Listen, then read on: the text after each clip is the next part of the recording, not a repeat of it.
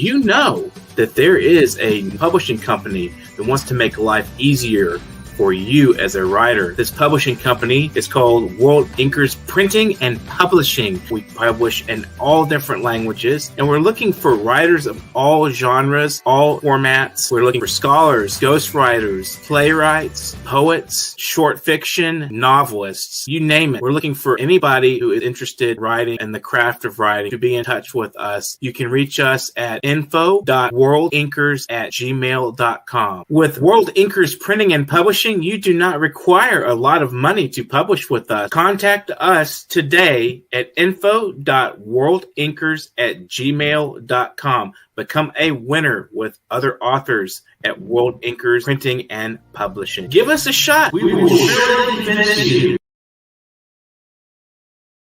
Welcome to Foreign Policy Review, brought to you by Parrot TV. I'm Dustin Pickering, and we have Carlo Parcelli, co-host, and Billy Bob. Today's guest is Scott Ritter, and we're going to talk about Russia and Ukraine again. And last show we had Scott Ritter on. We had over 5,000 views. Thanks to our viewers. Please subscribe to our channel. Thank you so much for joining us today, Scott and Billy Bob. So I believe Billy Bob had a couple of questions he wanted to lead off with. Yeah, thank you, Dustin. So, Scott, just thank you very much for coming on the show. We appreciate your expertise, and we want to get your take on what's going on with Ukraine. There's some recent developments taking place.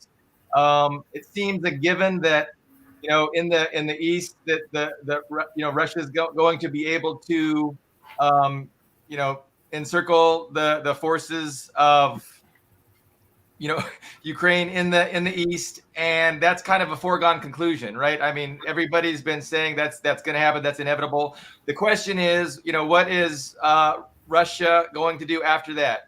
I mean, to me, it seems like they're going to, continue the land bridge to Odessa and then into Moldova, and then of course NATO is going to try and stop that. So I'm really curious, what your thoughts are on the upcoming developments in the next phase of the war. Basically, that's what I would like to hear from you today, Scott. Okay, well, no, it's a great question. I don't think that the timing couldn't be any better because there's stuff happening as we speak. Let's start off with as you said, the foundation of where we are. Russia's transition from phase 1 to phase 2 has been seamless. And the Russian execution of its phase 2 objectives, is proceeding on a schedule that Russia's happy with. I mean, there's a lot of people in the West who, are somehow frustrated that Russia's not, steamrolling the Ukrainians. It doesn't work that way in modern combat. The Ukrainians are a very capable military force. They've shown great tenacity and determination on the defense. And they've also proven that if Russia lets its guard down, that they are fully capable of very impressive tactical victories. And they've achieved numerous tactical victories over the Russians, especially in the early phases of this conflict. You're not seeing too many tactical victories from the Ukrainians today. In fact, almost everything we're seeing reflects the harsh reality of modern war, where Russia has ground the Ukrainians down to where it's no longer a battle of relatively evenly matched forces. The Ukrainians have lost every advantage.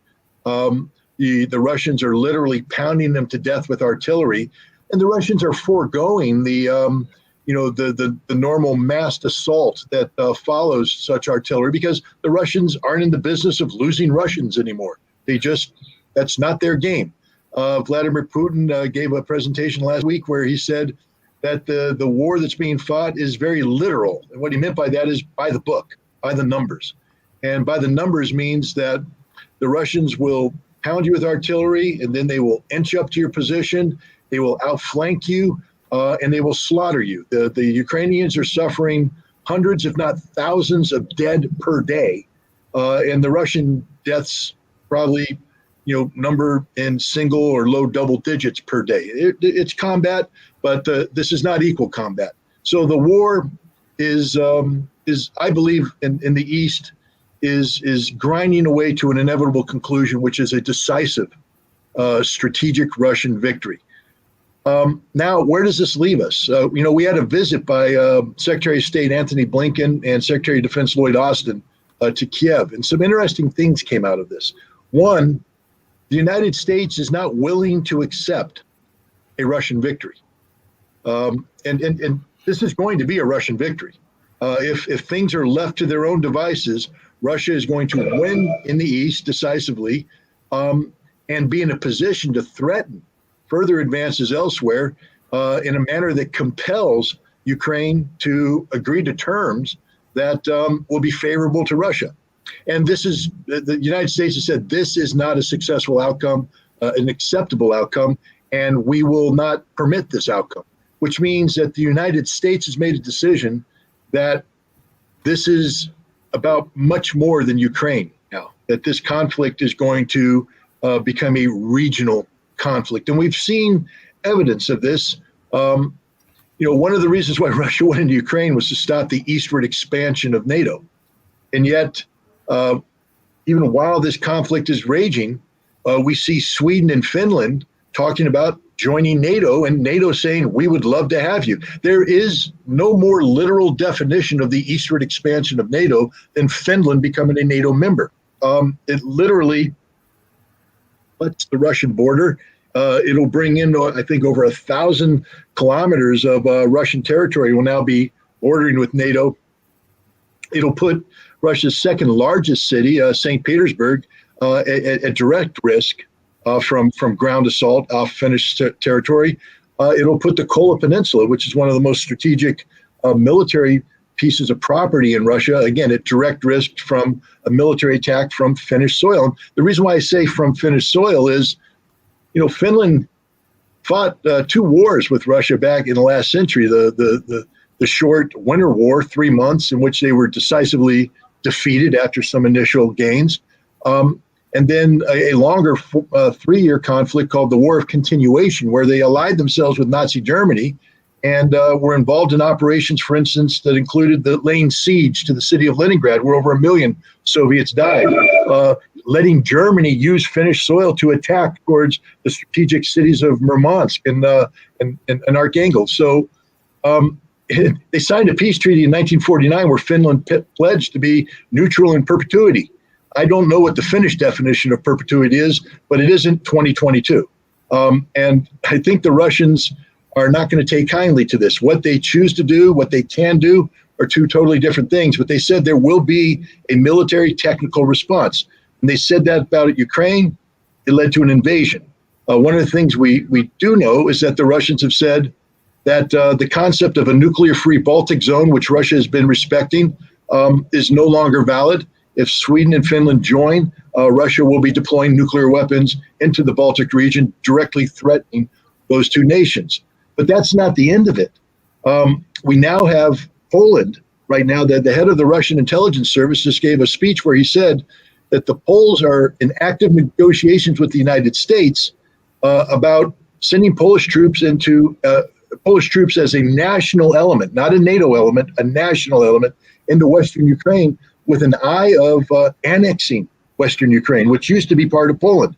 It was given to Poland by the Soviet Union at the end of the Second World War as a way of compensating for, it was taken from Poland by the Soviet Union at the end of the Second World War, and then Poland was given the German region of Silesia in compensation. But the Poles have always viewed Lvov as a Polish city, and the Poles are talking about a reality that if Russia is in the business of dismembering Ukraine, then maybe Poland should jump on board and do something that's to its advantage, and from a NATO perspective, further stresses Russia. I mean, because the goal here is not to give in to a Russian victory in Ukraine, but to create the conditions for a strategic Russian defeat. And again, Russia is committing considerable resources to Ukraine. What Russia will be able to do post-Ukraine is not known at this time. What level of attrition have they suffered? How much reorganization, refitting, and reinforcement will they have to undergo before they can continue military operations? Will the Russian public accept a continuation of military operations? But even then, with the issue in Poland, that's not it. Because the biggest problem, if you remember back in the 1950s and 1960s, everybody was talking about Laos. Is America going to go to war in Laos? Is there going to be an American war in Laos? Well, we ended up in a war in Vietnam that nobody was talking about. And I think right now we have people talking about Finland and Poland and Western Ukraine. The most dangerous place in Europe right now is Moldova. And in a breakaway Russian republic called Transnistria. We've got 1,500 Russian peacekeepers that have been there since 1992, when a short war of succession was fought. There's 450,000 Russian speakers that live in this area. They have their own military of around 9,500 guys. And a Russian general gave a speech last week in which he said, there's a lot of antagonism right now in Moldova and in Ukraine against this breakaway republic. And we can't allow a situation to develop that mimics what happened to the Russian speakers in Donbass, where these people will be attacked, shelled, and suffer. So maybe the best way to prevent that is just to push on through southern Ukraine, take the port city of Odessa, and create a land bridge that connects Transnistria with the rest of Russia. Now, the general that gave this speech is not a general who makes policy. So it's on the other hand, he wouldn't have given this speech if it hadn't been approved by higher up. So I think it was more of a hint. But what we see right now is Ukraine has mobilized over 2,000 troops along the frontier with Transnistria. They're carrying out major military exercises. They're sending considerable forces there. And there's some belief that they may seek to launch a military attack against Transnistria as a way of seizing the strategic initiative. By attacking this breakaway republic, you create a requirement now for Russia to divert significant military forces away from what is a guaranteed victory in the east. And it would cause Russia maybe to put that victory on pause as they divert forces away over an extended logistics supply line to fight a battle that they hadn't planned on fighting. So this could be something Ukraine does. And if Ukraine makes this movement, we also now have information that the Romanians and the Poles are working with the Moldovans to potentially then launch an attack out of Moldovan territory to take control of this republic, because Moldova has never recognized the independent status of Transnistria. So this could become the trigger for a Russian-NATO conflict. And I don't think enough attention is being paid to it. That's a great answer, Scott. That's a very comprehensive answer. So, yeah, I mean, it seems like the city of Odessa especially is strategically significant. And I see the armchair, the actual retired generals, on Fox News and CNN talking about the importance of Odessa, and they're recommending that, NATO does a naval blockade to ensure that Russia can't land forces by boat in Odessa. What is the likelihood, do you think, and what is the time frames that Russia would, make a move and continue their westward march to take Odessa? Do you think that might happen after they wrap things up there in the east, or? I think the Russians have a operational plan in existence for the capture of Odessa. I also believe that the Russians, once they achieve the victory that they want in Donbass and eliminate the bulk of the Ukrainian armed forces, might be willing to accept Ukraine's continued possession of Odessa in exchange for a ceasefire agreement and ultimately a peace deal with Ukraine that gives Russia everything it asked for. That is permanent Ukrainian neutrality, denazification, and the deconstruction of the Ukrainian army, especially the NATO aspects of it. So I don't believe that the capture of Odessa is a prerequisite for total victory. I do believe that if Ukraine doesn't yield to Russian demands, that Russia would then continue the operation once they take the east part of Ukraine and consolidate their gains there. They would be able to divert sufficient forces to move on and capture Odessa in short order. So that's the problem. But this changes if Transnistria is threatened. If the Ukrainians attack Transnistria, if Moldova threatens Transnistria, now you're compelling Russia to alter the tempo and the strategic direction of its operations. This, to be honest, would be a brilliant move on the part of Ukraine if they could pull it off, because the only way they can possibly save their position in eastern Ukraine is to create a diversion of such political consequence that Russia would have to halt their successful military offensive in eastern Ukraine and shift these forces to move against Odessa and then on to Transnistria. So, it's a very fluid situation right now. And this is why I think you're hearing a lot of talk from both Lavrov and Putin about the consequences. Now, the West has said, "Oh my goodness, they're rattling the nuclear saber." I disagree. I don't think Putin's talking about nuclear weapons.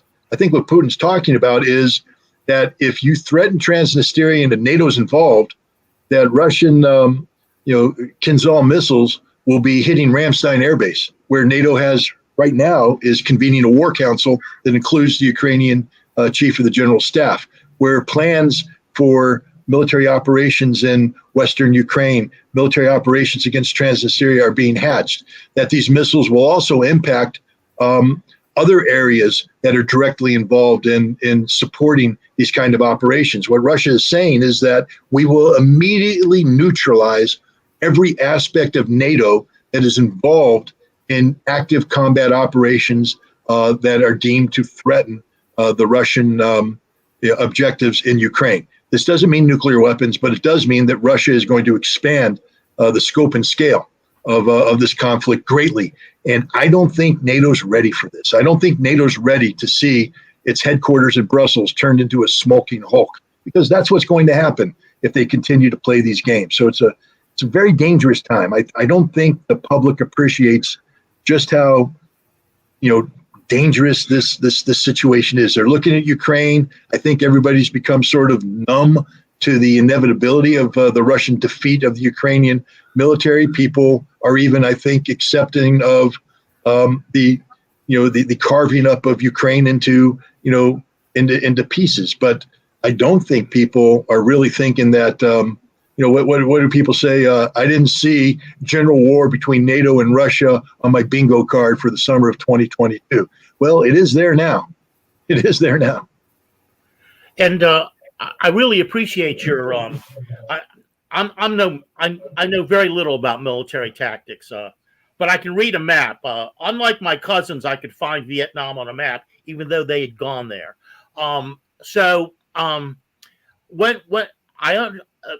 The Russians have taken Kherson. They've moved all the way to Kherson toward Odessa. They're on the outskirts of Kherson, and if you look at a map, it's just 90 miles from Odessa.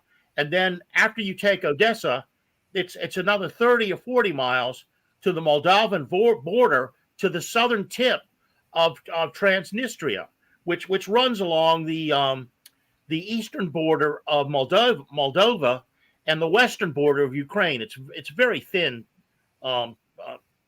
strip of land.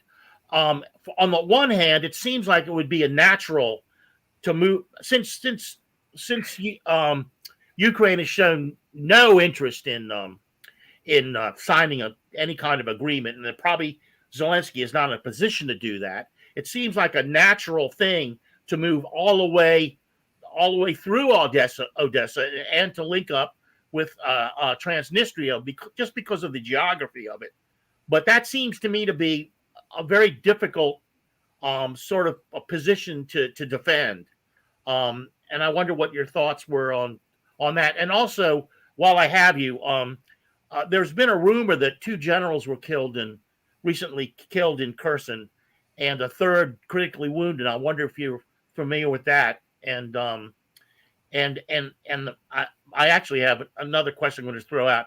Do you know this Terry Wolf, this new so-called arms czar? And I know that's a lot to cover, but I just wanted to ask you these things. I'll start with the easy one first. I don't know Terry Wolf, and I'm not too familiar with that, so we can push that off. I'll study it now that you gave me a name. I'm going to have to go find out who this person is and what's he up to. But I'm not on, it's not on my radar right now. Okay. Dead Russian generals. Look, the Russians wage a different kind of war than their Western counterparts. With the exception of the Marine Corps, which has been known to have generals lead from the front. You don't see too many Army generals, for instance, leading from the front. The Air Force needs an air conditioned unit way back in the rear, and the Navy like to be on big flagships. But the Russian generals are very much, the way the Russians fight, leadership is pushed forward, and the Russian generals oftentimes will be operating in the forward area of the combat zone, and as such are subjected to the same artillery fires, the same lethality that their troops are. They shouldn't be in the leading tank or the leading foxhole, but they may be a couple hundred meters behind, directing, being there, making their presence known. They have a very direct leadership style, and it works for them. But one of the consequences of this is that Russian generals tend to die. It's okay. Russia's not panicking. This happens. They have more generals. They'll bring them in, and it's not a national disaster. It's a tragedy. You're losing somebody with great experience, but the Russians are a very officer-heavy military. A lot of the jobs that we would normally give to NCOs are given to junior officers, and so you have a lieutenant doing a sergeant's job. You have a captain doing a gunnery sergeant's job, or a first sergeant's job. You have a major doing a sergeant major's job, and so on and so forth. So it wouldn't, it doesn't surprise me, and it shouldn't surprise anybody that a division commander is actually acting more like a brigade commander from a Western perspective. And we lose brigade commanders every now and then because they are near the front line and their positions do get attacked. We've grown accustomed to not losing senior officers because we haven't fought a real enemy in a long time. We haven't fought an enemy capable of dealing death and destruction along the entire depth of our military. But go back to World War II. See how many colonels were killed. A whole bunch. See how many assistant division commanders were killed because they had to go up front to try and fix a situation. They died by the bushelful. So this is the reality of modern war. I can guarantee you this, that if the United States was put in a similar situation as Russia, we would be losing generals by the handful too, because war is hell, and modern war is the worst kind of hell. And Russia's learning about it. Russia learned some hard lessons early on. Russia's adapted. Their military is more attuned to the reality of modern war than any military in the world today. And I think the United States has grown accustomed to, losing handfuls of people in Iraq and Afghanistan, and that's a tragedy. I can't think of anything worse than being a small unit leader who lost somebody in combat. But losing one or two guys is different than losing your entire command. And right now, the way war is being fought in Ukraine, you make a mistake, you lose your entire command. Right now, Ukrainian battalions are being eliminated in one day of combat. Battalions, hundreds of people. We haven't lost a battalion in a single day of combat since, I think since Korea. So, it's a different kind of war. And now to your first question, and I got distracted on dead generals. What was it? Well, it was just simply if you look at a map and I got the map. Look, here's the deal. Yeah. I got the question now. Thanks for reminding me. Right now, the Russians have taken Kherson. They have to, because that's a strategic hub. You can't allow Kherson to exist under Ukrainian control because it threatens your entire land bridge. So they've seized it. They've consolidated their position around it. It's estimated they have around 30,000 troops in that area. But those troops are not configured for offensive operations. Those troops are holding a very strategic piece of property. Their job is to make sure that the Ukrainians don't launch any sort of counterattack that threatens this. And that's two different kinds of posturing, etc. Could these troops go on the counterattack? Yes. Are they capable of launching an offensive that can realistically threaten Odessa? No. Because 30,000 troops, once you commit them, they could get themselves cut off. They could get themselves in a bind. They lack the sustainability. They're not configured for sustained offensive military operations. What they're going to do is when the Russians end up taking the east, and the Russians will then consolidate, they'll become the pivot. And they're going to be a pivot for a larger swing that's going to seek to cut off Odessa. The last thing the Russians want to be doing is fighting a repeat of Mariupol. They don't want to go street to street. Odessa is a historic city. Odessa has great cultural value, and Odessa is a Russian city. So the Russians aren't inclined to destroy it. And I think, right now in Odessa, they just received a fresh brigade. The Ukrainians mobilized the 5th Armored Brigade, so they got around 90 T-72 tanks, and they're feeling pretty bold right now. And they've got some artillery that's coming in, and they're flexing their muscles. This changes dramatically because war is not just about the equipment, but it's about the psychology. It's about the morale of the troops. They have to be convinced that they can win. There's very few people that are willing to fight to the death in a losing cause. That's rare. Most people have, they believe in hope. You hope you live. You hope you live for your kids, for your wife, for your family. You don't want to die because you're denied all of that. You're willing to die to protect the man to the left and right of you if necessary, but only in support of a cause that you think you can prevail. But once it becomes clear that you've lost, that you're going to die, and there's no other outcome, first of all, most responsible military leaders, because they respect their men and the women underneath them, will do the honorable thing, which is to surrender. Because you're no longer serving a military purpose. You're just dying. And that's just bad leadership to let your people die for no reason. And when the bulk of the Ukrainian army is defeated in the east, and the Russians come moving in with not only, propelled by a weight of military force, but the morale that comes from winning. We're talking about a victorious Russian army now sweeping in, and you have Ukrainian defenders who know there is only one outcome, and that is we're going to die. That psychology is a flick of a switch. And they talk about it in World War II where, because I bring up World War II because that was the last time large number of troops have been placed under this kind of pressure, where you have sustained artillery, you have armor pressure, you have logistics pressure, you have command and control pressure. And as long as you're able to competently deal with all of this, you can function as a military professional. But there's a razor thin edge where if that breaks, if that bursts, it's over. And people start surrendering. People stop wanting to fight. People get lethargic. People don't care. People drop their weapons. People start running to the rear.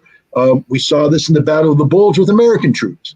We've seen it with the Germans during the destruction of Army Group Center. We saw it with the Russians in the early phases of 1941, 1942. It's human nature. And I think the Ukrainian military that's in Odessa is going, they're not superhuman. And I think that when the reality of their situation hits them, they will be more inclined than not to surrender. And I think that ultimately that's what the Russians are hoping for. Now, the Russians have miscalculated before. I think the Russians were hoping for a lot of surrender up front, and they didn't get it. And could they be miscalculating again? Absolutely. But that's why Russia's not going to make a move on Odessa until they have the military capability to actually accomplish the mission. They're hoping that by presenting the Ukrainian defenders of Odessa with an inevitable outcome, there is nothing Ukraine can do to change the outcome, that Ukraine will surrender. But Russia can't just come up and bluff their way through this one. They tried that early on, and they got waxed. So no more bluffing for Russia. I think they'll come in with the Mike Tyson double fist, and they'll say, this boxing match can end with you conceding or me knocking you out. But either way, my glove's going in the air at the end. We're going to take a brief break, and we'll be right back with Scott Witter. Thank you very much for your time, Scott, today. So taking a brief break, Foreign Policy Review. I'm Dustin Pickering. Are you curious about financial literacy? Then take a look at Professor Anthony Rivecchio's new program on Parrot TV. It's called Financial Focus University. This is an excellent program to learn about questions related to your own finances post-COVID, and how you can manage your money, how you can work with your tax situation. And this is an excellent and informative discussion of financial literacy. With Professor Anthony Rivecchio, your financial problems will be solved at Parrot TV with Financial Focus University. Welcome back to Foreign Policy Review. I'm Dustin Pickering. We have Scott Ritter on the program, Billy Bob and Carlo Parcelli co-hosting. So we have any further discussions on Ukraine and Russia? Let's see Carlo, what do you have to say? Or Scott? I just got a quick thing to add. Yeah. The Russians have, it's called, both intelligence preparation of the battlefield, but just shaping the battlefield. And the Russians have shaped the eastern Ukrainian battlefield perfectly to their advantage, where they are literally, dictating the pace and the outcome, without too much difficulty. But one of the dangers of an Odessa diversion or a Transnistria diversion is that by pausing, right now the Ukrainian forces are exhausted. They haven't rested in 2 months. They're getting pounded every night. They're on the verge of breaking, but many of them are professionals. And if the Russians were compelled to pause their operations in the east, the magic of a good night's sleep and a hot meal and some fresh ammo and a chance to clean your weapon is transformative. And I don't think the Russians want to allow the Ukrainians, who are professional and they are tenacious fighters, to recoup every advantage that Russia has taken away from them by the way they've carried out this campaign. So it's very important for Russia to be able to continue this campaign in East Ukraine without any interruption, without any unnecessary diversions, et cetera. And that's another reason why I don't think there's going to be a move on Odessa while the fight in the east is still ongoing. I'd also just wanted you to elaborate a little more on these maneuvers that Poland has initiated on their eastern and southern fronts. They're on Duran. They implied that it may be a pretext for invading Ukraine. I wanted to get your further thoughts on that.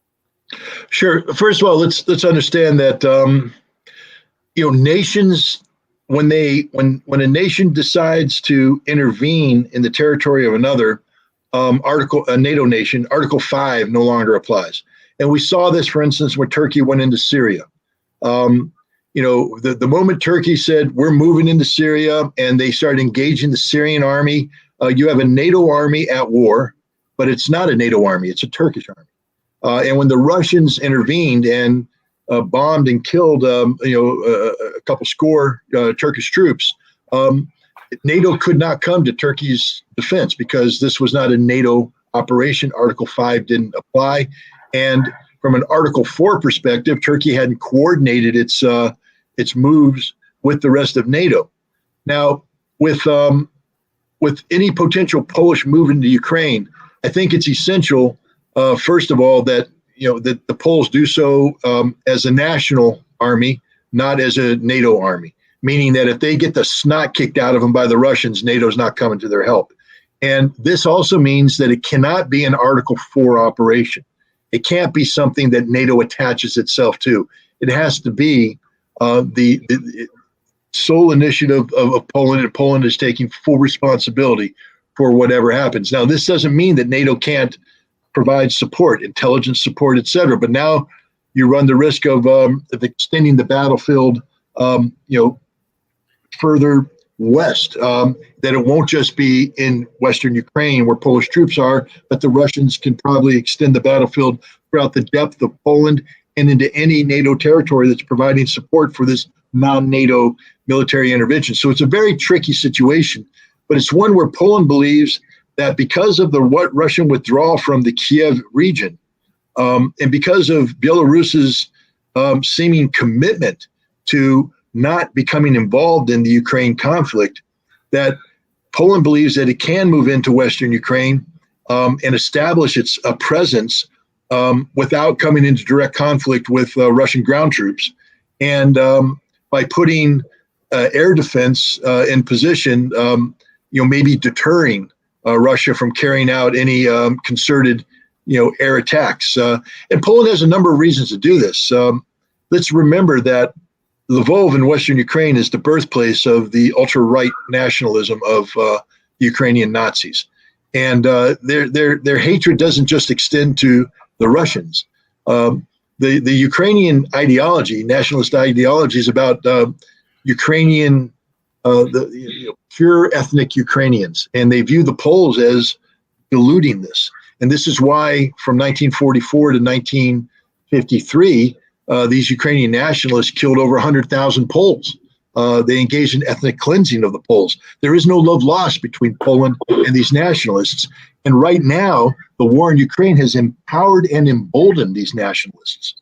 They are a thorn in the side of Poland, and Poland knows this, which is one of the reasons why Poland would be willing to risk this move. And frankly speaking, if Poland played its diplomatic cards right, Poland may be able to convince Russia that this is maybe the best version of denazification possible, that Russia accomplishes the destruction of the military units, but Poland accomplishes the political denazification by taking over Lvov and terminating the birthplace of Stepan Bandera's hateful ideology.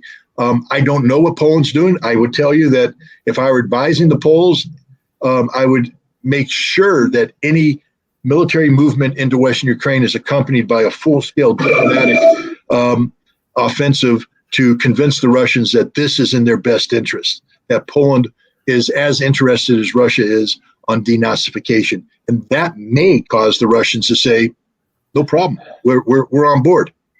Wow. I know we're not using much profanity, but that was a fucking good answer. Well, my wife is listening, so I'm not allowed to use any profanity right now. So. Oh, you're not? Oh. No, I'm banned. What would Lenny say?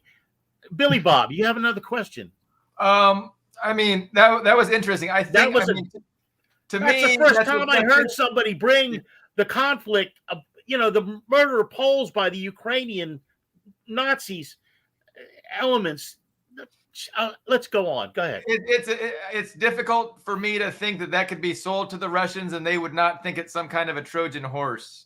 I mean, to trust Poland it's a tough sell, but it's an interesting one. And I mean, if they make it work, they make it work. But you're describing Russia with all these contingency plans, and they're essentially responding to whatever the West is going to do. Unfortunately, it seems that the West is not interested in any kind of peaceful resolution, right? That's not in the West's interest. So, like you said, it's not a sure thing that Russia is going to march on Odessa. They can use, after they have the victory in the East, they can use that, to pressure Ukraine to a diplomatic settlement. But the West, I don't know. The West, I think, just is happy to see more blood. The more blood, the better. And for that reason, I am pessimistic about any kind of peaceful settlement after the Eastern campaign is finished. And I think that it's gonna expand, and progress, and it's not going to come to a good settlement, unfortunately. And that's all the West. That's 1000% the West's decision, but that's what they want. No, look, this war could end today, right now. Yeah. If Joe Biden picked up the phone and told Zelensky, you ain't getting any more help. we're tired of Ukrainians dying. We read a map as good as you can, and we don't see any pathway to victory here. We're not willing to pour billions of dollars more weaponry into a losing cause. Very little of this weaponry is making it to the front lines. Most of it's being blown up before it gets there. You're putting our people at risk. You're putting NATO members at risk. And the longer this war goes on, the worse it is for Zelensky and Ukraine. And that's the message I would say. You've lost the Donbass and you've lost Crimea, and you're going to lose a good part of the Kherson area. It's never going to be Ukrainian again, at least in the short term. What we want you to do is sue for peace, pledge neutrality, and then I would make the following pledge if I were Joe Biden. I would say, Zelensky, you need to read a history book and understand that the United States never recognized the Soviet Union's incorporation of the Baltic republics, and that we held on to that, and it took 7 decades, but in the end, they became independent republics again. And the United States is committing to you that we will never recognize the Russian incorporation of any Ukrainian territory, and we will put all the diplomatic pressure in the world on our European allies and the rest of the world not to recognize it as well. And hopefully, in fewer than 7 decades, we can see the peaceful reabsorption of these territories into Ukraine. But right now, the longer you fight, the more territory you're going to lose and the more people are going to die. So that's the best I can offer you. I need you to pick up the phone, call Putin, and agree to the terms right now. That's what I would do if I were Biden, but that's not what they're going to do. They believe that they can bleed Russia white. They concede that Russia will probably win the battles in the East, but you hear people now talking about this Ukrainian conflict stretching on for years. So the feeling is that while these Ukrainian forces are fighting in the East, that the West is going to rebuild a Ukrainian army that's capable of defending the Dnieper line, using the river obstacles, creating mobile forces that can respond to any Russian incursion, and that this could be a conflict that drags on for forever. It will never end, and that Russia will be bled white, both in terms of military losses and economic losses, because war is expensive. War is very expensive, and the West is apparently willing to underwrite the bill for bleeding Russia dry. So that's what keeps Zelensky going, is this, I believe, false hope. But the West hasn't factored in the horrible reality that Russia really hasn't ratcheted up the pressure. They just started. Why did it take 2 months for Russia to take out the train network? Because Russia had no intention of making the Ukrainian people suffer. Wasn't in their plan. But they dropped all the bridges. Nothing's getting from Western Ukraine to Eastern Ukraine by train anymore. They're blowing up all the substations, making it impossible for people to move by train anymore. They're going to start dropping the highway bridges. They're going to start cratering the highways, so there's going to be no truck traffic. Ukraine is going to be bombed into literally the Stone Age. Their industries being blown up. This is a travesty. What's happening? It's a damn shame, because the average Ukrainian citizen didn't deserve this and doesn't deserve this, and it's Zelensky's fault, because Zelensky is laboring under this false hope that somehow he can be the new Charlemagne, he can be the new Churchill, he can be the man who leads the 300 Spartans to glory. Well, let me remind him how that one ended. Everybody died, by the way, and there isn't going to be the Battle of Marathon, where the Athenian army, together with all the Greeks, defeats the Persian horde. That's not how the history is going to write this story. I could be wrong. Maybe Zelensky's right. Maybe the Ukrainian army is capable of this. Maybe the West is willing to underwrite this. Who knows? But the fact of the matter is, if Zelensky wanted to preserve Ukraine and as much of the territorial integrity of Ukraine as possible, he would stop the fighting today. It reminds me of the situation writ large of the Barzani Kurds in northern Iraq. The Barzanis have been lied to by the United States perhaps a dozen times about that becoming a commonwealth. And so you get that old cliche that Bush Jr. muffed about lie to me once, shame on you, lie to me twice, shame on me. Well, lie to me 10 times. So you have Anthony Blinken coming out with a statement, which it's clearly he's making a sacrificial lamb of Ukraine. I mean, it couldn't be plainer. We want to destabilize Russia, and we're going to do it to the last Ukrainian. And so I would think that if Zelensky, if he's got a brain in his head, would hear these guys are using me. Now, I have to say the Barzani still believe in U.S. intelligence. The PKK, that's the first people that show up. Their representatives show up here in Washington. We're going to be, the State Department's going to help us. Yeah, all that bullshit. But so the deal is it genuine that the Azovs and the other Nazis in Ukraine have are threatening Zelensky so that it can't maneuver, and he's also being threatened by Washington so he can't maneuver? Or is it Zelensky himself who's like you say wants to be a Charlemagne? I can't sort it out, because it seems totally ignorant and sadistic. Not just it's sadistic.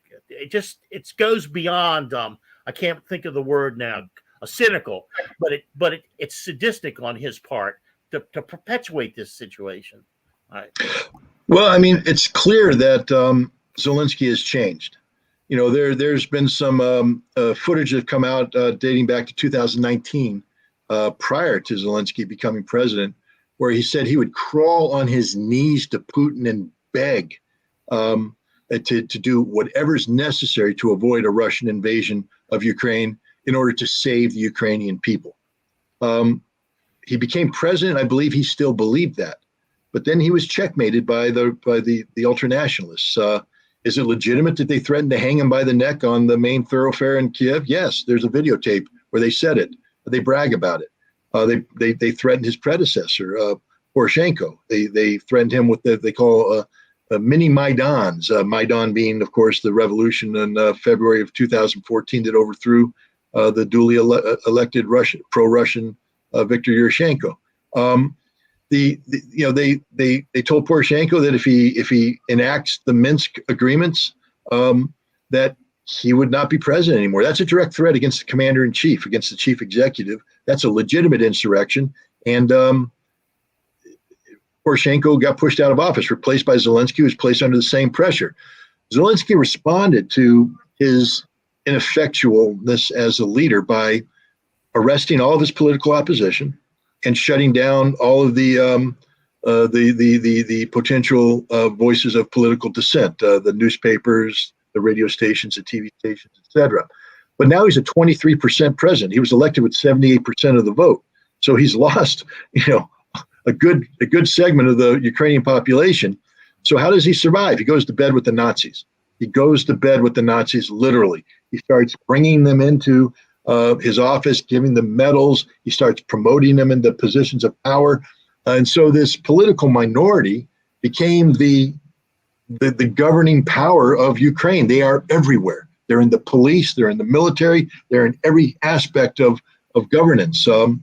And they now are able to turn that into genuine political power through intimidation in the parliament, passing laws that make Stepan Bandera the national hero, naming streets after Bandera, putting up statues to Bandera, praising the former SS members, Ukrainian members who fought alongside the Waffen SS during World War II, rewriting history so that it wasn't Ukrainians that killed the Jews. It was bad Germans or something, but the Ukrainians never did anything wrong. It was purely nationalism. Nationalism that had nothing to do with neo-Nazi ideology.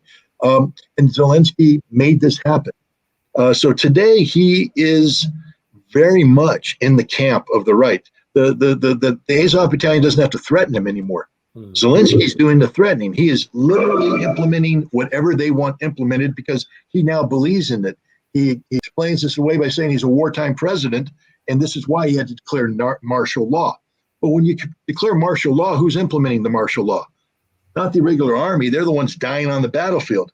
It's the territorial militias, the thugs, the Azov murderers that are now out there being. This is why you see the Roma minority and Russian speakers saran wrap the Poles with their pants down, their face painted green, and beat. Normal police don't operate in this fashion. Only Nazis do. Only ideologically sick, demented people do this. And only a society that has been brainwashed into accepting this as normal. What part of Ukrainian nationalism legitimizes this kind of treatment of people? I'm an American nationalist. I love my country. But I can guarantee you, if we started saran wrapping people to a pole, I'd be out there with a knife cutting them free and taking down the perpetrators, because that's not what we do as a people. But the Ukrainians do it. Oh, it's no big deal. They're just getting a few smack on the butts. They're being left out there to suffer for a day. It's, they were stealing bread. Whatever you want to come up with. No, what you're doing is dehumanizing people.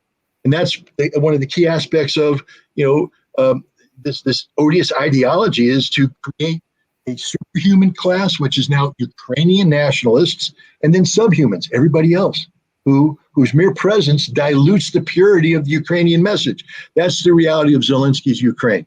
He doesn't have to fear Azov anymore. He is Azov. Mm. Wow. Yeah, and there's that tape just a few years back where he confronted this Azov commander. I wasn't very high up in the field. And the guy just laughed in his face. He just basically blew him off. But that's an interesting answer. I'll take that in and consider it. For me, it's just it's speculation about how much he has control, right? Like, I mean, is he really just doing what he's told by NATO, or is he a decision maker? It's hard for me to believe that he's a decision maker at all. He's an actor. He's a figurehead. He's playing the part. He's given a script, and he reads it pretty well. But I don't see him as making decisions. I think it's totally outside of his hands right now. He was offered to fly out or something, wasn't he? At some point, that at the beginning of the war, they said, "Hey, we will take you in and we'll protect you," but he denied it. He said he didn't want it. I heard a story like that. If it's true, I have no idea, but I did hear. Yeah, I tend to agree with you. First of all, when you take a look at presidential powers tend to function best when they operate within a system of constitutional checks and balances. What I mean by that is, in order for Zelensky to be the real leader of Ukraine, he needs a parliament that's functioning, that's passing laws that he gets to weigh in on through executive power, etc. Right now, it's a wartime thing, and Zelensky's not a military man. He doesn't know anything about the military. The man who's running the war is the chairman of the general staff. He's the one in Ramstein right now in the meeting. He's the one making all the critical decisions. Zelensky doesn't know strategy. Zelensky's not the one saying we're going to fight on the Kiev front or we're going to defend Kharkiv. That's a military decision. The military is running Ukraine right now. They're making all the major decisions. And Zelensky is very much a hostage to the reality of being a wartime leader. You can say, somebody like Churchill, who was a very military man, who was very attuned. When you read the history of how Churchill operated during the Second World War, he was very much a prisoner of reality. I mean, he could make some strategic decisions here and there. He could go play with a map.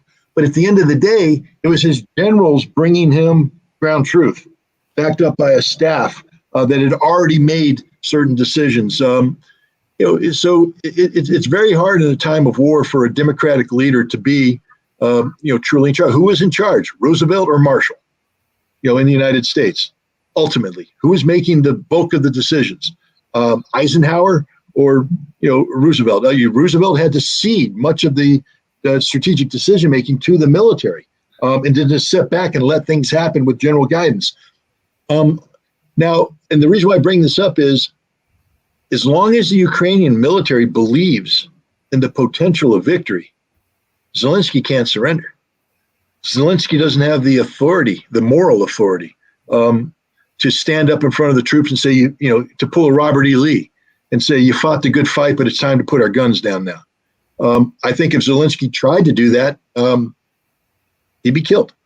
And so I think he knows that. So I think he is very much a hostage of this situation that exists right now, where the military is very much in control and calling the shots. And the military isn't just the regular military, but from a domestic standpoint, increasingly, it's the national. Because as the regular military is being bled to death, it's the territorial units now that are stepping up and being called to fill the gap. And the territorial units, especially the ones coming from Western Ukraine, where the strategic reserve is located, are heavily dominated by this nationalistic ideology and nationalistic officers. So again, the Nazis are taking over.